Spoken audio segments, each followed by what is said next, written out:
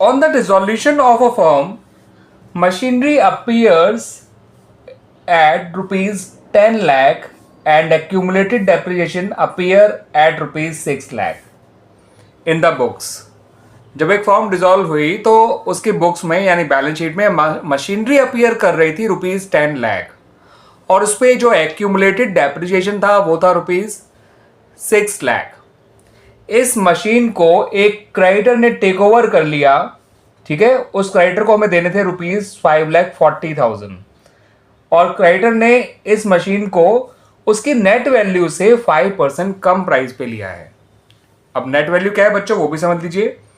Machine की cost में से उसके एक्यूमुलेटेड डेप्रिसिएशन को हटा दीजिएगा, उसकी नेट वैल्यू आ जाएगी. 10 लाख माइनस 6 लाख कितना होता है बच्चों? रुपीज 4 लाख, है ना. अब उसने उस 4 लाख से भी 5% कम पे लिया है. 4 लाख का 5% होता है बच्चों 20,000 और कम कर दीजिए 4 लाख में से बचेगा 3,80,000. अब क्रेडिटर ने कहा मेरा बैलेंस अमाउंट जो होगा वो मुझे आप बैंक के थ्रू या चेक के थ्रू पे कर दीजिएगा. हमसे क्वेश्चन में यही पूछा है कि हमें उस क्रेडिटर को पे कितना करना है. इस क्रेडिटर को पे कितना करना है वो अमाउंट हमें बताना है. तो मैंने ऑलमोस्ट आपको बता ही दिया है बच्चों कि उसने जो मशीनरी है जिसकी नेट वैल्यू रुपीज 4 लाख आई है, कैसे आई है दोबारा देख लीजिए. 10 लाख में से मैंने सिंपली उसका कॉस्ट को वो एक्यूमुलेटेड डेप्रिसिएशन को माइनस कर दिया कॉस्ट में से.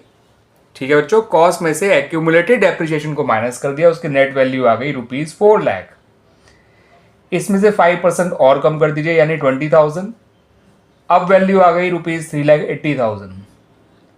क्रेडिटर का क्लेम था 5,40,000 का. इतने की तो हमने उसे मशीनरी दे दी.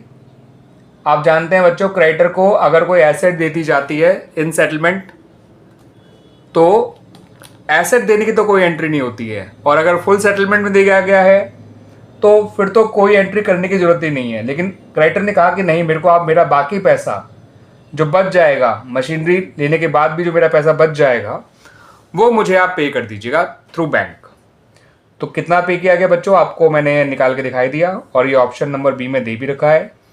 तो the right answer is correct answer is rupees 1,60,000. Net value का मतलब एसेट की बुक वैल्यू जो कि कॉस्ट में से उसके एक्यूमुलेटेड डेप्रिसिएशन को हटाने के बाद आई है. ठीक है बच्चों, नेट वैल्यू या बुक वैल्यू आप जो भी इसे कहें ये इस तरह से निकाली गई है. सही है बच्चों, आ गया समझ में आप लोगों को अच्छी तरह से ये.